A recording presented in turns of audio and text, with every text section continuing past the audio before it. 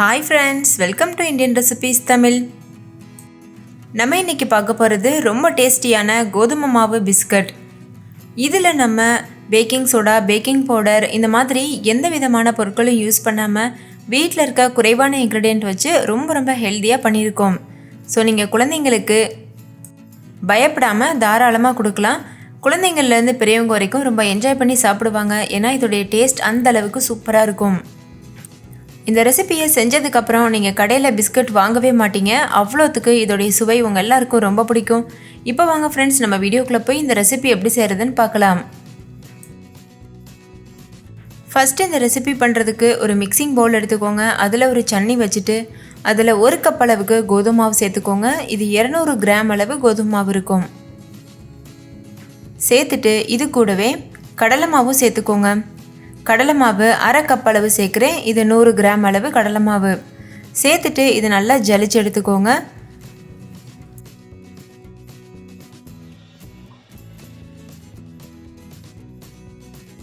நல்லா ஜலிச்சதுக்கு அப்புறமா இதில் 1/2 கப் அளவு சுகர் பவுடர் சேர்த்துக்கோங்க. சர்க்கரையை நல்லா பொடி பண்ணிட்டு இந்த மாதிரி அளந்து சேர்த்துக்கோங்க. இது 100 கிராம் அளவு சர்க்கரை பொடி இருக்கும், அதாவது 100 கிராம் அளவு சுகர் பவுடர். இதை கண்டிப்பாக இந்த மாதிரி நல்லா ஜலிச்சு எடுத்துக்கோங்க. தேவையான அளவு உப்பு சேர்த்துட்டு மறுபடிக்கும் சன்னி வச்சுட்டு கொஞ்சம் போல் ஏலக்காய் தூள் சேர்த்துக்கோங்க. இது ஒரு நல்ல ஃப்ளேவர் கொடுக்கும். ஒரு 1/2 டீஸ்பூன் அளவு ஏலக்காய் தூள் சேர்த்துருக்கேன். அதில் இருக்க அந்த கப்பி கூட இந்த பிஸ்கட்டில் சேரக்கூடாது. அப்படி சேர்ந்துச்சுன்னா நம்ம பிஸ்கட் ரொம்ப சாஃப்டாக வராது. அதனால தான் ஒவ்வொரு பொருட்களையுமே நம்ம ஜலிச்சு எடுத்துருக்கோம். இப்போ ஒரு தடவை கை வச்சு இது போல் நல்லா மிக்ஸ் பண்ணிவிட்டு இது கூட 1/2 கப் அளவு நெய் சேர்த்து நல்லா பிசைஞ்சு எடுத்துக்கோங்க. நான் 1/2 கப் அளவு நெய் எடுத்திருந்தேன். அதில் எனக்கு 1 டேபிள் ஸ்பூன் அளவு நெய் மீதமாக இருந்தது. ஸோ 1/2 கப் நெய்லேருந்து 1 டேபிள் ஸ்பூன் நெய் எடுத்துட்டு அதுக்கப்புறமா ஊற்றி பிசைஞ்சிக்கோங்க. இது 100 ml அளவு நெய் இருக்கும்.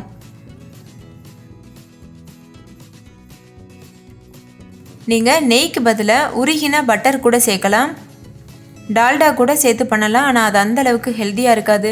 பட்டர் இல்லைனா நெய் சேர்த்து பண்ணுங்கள், ரொம்ப ஹெல்த்தியாக இருக்கும். நெய்யை ஒரே நேரத்தில் சேர்த்துடாமல் கொஞ்சம் கொஞ்சமாக சேர்த்துட்டு இது போல் நல்லா பிசைஞ்சிக்கோங்க.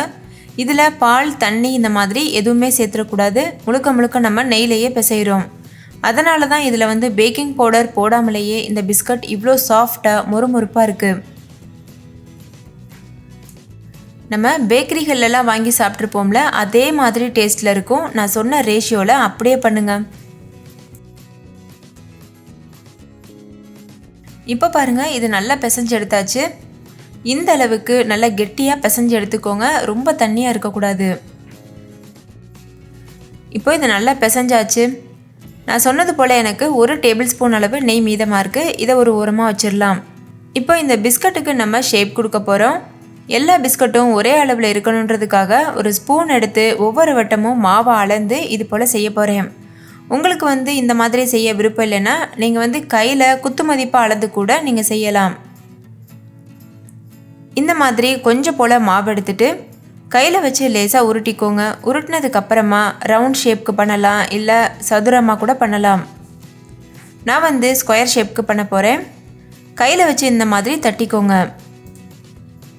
இப்போ நான் பண்ணுறேன்ல, இதே மாதிரி பண்ணணும். இந்த பிஸ்கட்டை ரொம்ப ஒல்லியாகவும் தட்டிடக்கூடாது, ரொம்ப தடிமனாகவும் தட்டிடக்கூடாது. ஒரு 1/4 இன்ச் அளவு திக்னஸ் இருந்தால் போதும். கொஞ்சம் கூட விரிசல் இல்லாமல் இது போல் நல்லா தட்டிக்கோங்க. இப்போ பார்த்தீங்கல்ல, ஸ்கொயர் ஷேப்க்கு வந்துருச்சு. இதுக்கு இன்னும் கொஞ்சம் டிசைன் கொடுக்கறதுக்காக கத்தி இல்லைன்னா ஸ்பூன் வச்சு இந்த மாதிரி கோடு போட்டுக்கோங்க. நீங்கள் இதை இப்படியே கூட சதுரமாக விட்டுறலாம். அப்படி இல்லைன்னா ரொம்ப ஷார்ப்பான எட்ஜஸ் இருக்கணும்னு நினச்சிங்கன்னா இந்த மாதிரி கட் பண்ணி அந்த ஓரங்களை எடுத்துருங்க. இதை நீங்கள் வீட்டில் பண்ணும்போது இந்த மாதிரி கையில் வச்சு கட் பண்ணாமல் ஒரு சின்ன பிளேட்டில் வச்சு கட் பண்ணுங்கள். எனக்கு இந்த மாதிரி பண்ணி பழக்கம் இருக்குது, அதனால் நான் இந்த மாதிரி செய்து காமிச்சிருக்கேன். நீங்கள் வீட்டில் பண்ணும்போது பிளேட்டில் வச்சு கட் பண்ணுங்கள். இப்போ நம்ம பிஸ்கட்டுக்கு டிசைன் கொடுத்தாச்சு. இதை நம்ம இப்போ பேக் பண்ணிடலாம். நீங்கள் உங்களுக்கு விருப்பமான எந்த ஷேப்க்கு வேணாலும் பண்ணலாம். பேடா ஷேப் கொடுக்கலாம், இல்லைனா ரவுண்ட் ஷேப்பில் பண்ணலாம், எப்படி வேணாலும் பண்ணலாம். அதுக்கப்புறமா இந்த மாதிரி ஒரு பிளேட்டில் இல்லைனா ஒரு ட்ரே எடுத்துக்கோங்க. அதில் ஃபாயில் போட்டுருங்க. போட்டுட்டு அதில் கொஞ்சம் போல் நெய் அப்ளை பண்ணிக்கோங்க. நெய் இல்லைன்னா எண்ணெய் இது மாதிரி தடவிட்டு அதில் பிஸ்கட்டுகளை ஒவ்வொன்றா அடுக்கிடுங்க. பாருங்கள், இந்த மாதிரி. உங்களுக்கு கத்தியில் டிசைன் கொடுக்கறதுக்கு ரொம்ப பயமாக இருந்ததுன்னா ஸ்பூன் இருக்குல்ல, அதோட பின் பகுதியில் கூட நம்ம இந்த மாதிரி பண்ணலாம். இப்போ நான் பண்ணுறது ஸ்பூன் வச்சு தான் பண்ணுறேன். சொல்லப்போனால் கத்தியை விடவே இது ரொம்ப அழகான டிசைன் கொடுக்குது. அதே போல் ஓரங்களையும் கட் பண்ணிடலாம். இப்போ பாருங்கள், பிஸ்கட் எல்லாமே செஞ்சு ஒரு பிளேட்டில் வந்து நான் அடுக்கிட்டேன். இப்போ வந்து ஒரு 2 டேபிள் ஸ்பூன் அளவு பால் எடுத்துக்கோங்க. அதில் 1 டேபிள் ஸ்பூன் அளவு சுகர் பவுடர் வந்து சேர்த்துக்கோங்க. சேர்த்துட்டு இது போல் நல்லா மிக்ஸ் பண்ணிக்கோங்க. இது வந்து காய்ச்சி ஆற வச்ச பால். நல்லா மிக்ஸ் பண்ணதுக்கப்புறமா இந்த பிஸ்கட்டுக்கு மேலே கொஞ்சம் போல் இந்த மாதிரி தடவி விட்டுருங்க. நீங்கள் கை வச்சு கூட தடவி விடலாம், இல்லைனா பஞ்சு இருந்ததுன்னா அதில் தொட்டு அப்ளை பண்ணலாம், இல்லை ஸ்பூன் வச்சு கூட அப்ளை பண்ணலாம், இல்லை இது போல் ப்ரஷ் வச்சு அப்ளை பண்ணலாம். இது எதுக்காக பண்ணுறோன்னா பிஸ்கட்டுக்கு மேலே நல்ல ஒரு ப்ரௌன் கலர் வரதுக்காகவும் நல்ல மொறுமொறுப்பான டேஸ்ட் கிடைக்கிறதுக்காகவும்.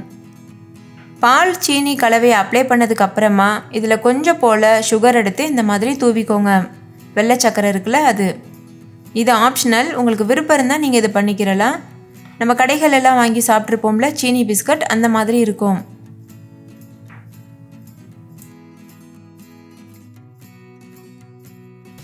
அதுக்கப்புறமா இது மேலே கொஞ்சம் போல் நட்ஸு சேர்த்துக்கிறலாம் அலங்காரத்துக்காக. இதுவும் ஆப்ஷனல். நான் வந்து பிஸ்தா வந்து கட் பண்ணிவிட்டு சேர்த்துருக்கேன். உங்களுக்கு விருப்பமான எந்த நட்ஸ் வேணாலும் நீங்கள் சேர்த்துக்கிறலாம், இல்லை பிளெயினாக அப்படியே கூட விட்டுறலாம். இந்த ட்ரேவை நான் அவனில் வச்சு பேக் பண்ண போகிறேன். கடாயிலையும் உங்களுக்கு பேக் பண்ணி சொல்லி கொடுத்துருக்கேன். இப்போது அவன் டைமிங் சொல்லிடுறேன். 170 டிகிரி செல்சியஸுக்கு 10 நிமிஷத்துக்கு அவனை ப்ரீஹீட் பண்ணிடுங்க. அதுக்கப்புறமா அதே டெம்பரேச்சரில் 15லேருந்து 20 நிமிஷம் பேக் பண்ணி எடுத்துக்கோங்க. அதுக்கப்புறம் இப்போ நம்ம கடாயில் பேக் பண்ணலாம். அதுக்கு ஒரு கடாயில் இந்த மாதிரி ஸ்டாண்டு போட்டுக்கோங்க. ஸ்டாண்டு இல்லை அப்படின்னா நீங்கள் வந்து உப்பு கூட போட்டுக்கிறலாம். ஒரு கப் அளவு உப்பு சேர்த்துடலாம் அடியில். இப்போ இது உள்ள நம்ம செஞ்சு வச்சுருக்க பிஸ்கட்டை வச்சிடலாம். நான் கடாயில் பேக் பண்ணுறதுக்காக ஒரு தட்டில் இந்த பிஸ்கட்டுகளை இந்த மாதிரி அடுக்கி வச்சுருக்கேன். சேம் ப்ராசஸ் தான். இப்போ மூடி போட்டு மூடிட்டு லோ ஃப்ளேமில் வச்சு ஒரு 20 நிமிஷத்துக்கு பேக் பண்ணி எடுத்துக்கோங்க. இப்போ 20 நிமிஷம் ஆயிடுச்சு. நம்மளோட பிஸ்கட்டுகள் சூப்பராக தயாராக இருக்குது. இதை ஆறுனதுக்கு அப்புறமா எடுங்க. அப்படி இல்லைன்னா இது வந்து ரொம்ப உடஞ்சிரும், ரொம்ப சாஃப்டாக இருக்கும். ஆறுனதுக்கு அப்புறமா ரொம்ப மொறுமொறுப்பாயிரும். அதனால் முற்றிலும் ஆறுனதுக்கப்புறமா எடுத்துக்கோங்க. நீங்களே பாருங்கள், கடையில் வாங்கினதா இல்லை வீட்டில் செஞ்சதானே கண்டுபிடிக்க முடியாத அளவுக்கு ரொம்ப ரொம்ப பெர்ஃபெக்டாக இருக்கும். நம்ம இந்த பிஸ்கட்டுக்கு மேலே பால் தடவுனோம்ல, அதனால தான் இந்த லைன்லலாம் நல்ல டார்க் கலர் கிடச்சிருக்கு. அதுவே பார்க்குறதுக்கு ஒரு டிசைன் மாதிரி இருக்கும். பின்பக்கம் பாருங்கள் எவ்வளோ மொறுமொறுப்பாக தெரியுதுல. இது அப்படியே நீங்கள் வாயில் வச்சதும் கரைஞ்சி போயிடும். அவ்வளோ சாஃப்டாக மொறுமொறுப்பாக சூப்பராக இருக்கும். ஸோ ஃப்ரெண்ட்ஸ், இந்த ரெசிபி கட்டாயம் ட்ரை பண்ணி பாருங்கள். ட்ரை பண்ணிவிட்டு உங்களுக்கு எப்படி ரெசிபி வந்ததுன்னு என் கூட கமெண்ட்டில் ஷேர் பண்ணுங்கள். கூடவே அந்த ஃபோட்டோவை எடுத்துகிட்டு என்னோடய இன்ஸ்டாகிராம் பேஜில் ஷேர் பண்ண மறந்துடாதீங்க. என்னோடய இன்ஸ்டா லிங்க் வந்து இந்த வீடியோவுக்கு கீழே இருக்க டிஸ்கிரிப்ஷன் பாக்ஸில் இருக்குது, செக் பண்ணி பாருங்கள். ஸோ ஃப்ரெண்ட்ஸ், வீடியோ பிடிச்சிருந்தா லைக் பண்ணுங்கள், ஷேர் பண்ணுங்கள். நம்ம சேனல் இந்தியன் ரெசிபீஸ் தமிழை சப்ஸ்கிரைப் பண்ணுங்கள். தேங்க்யூ, பாய்.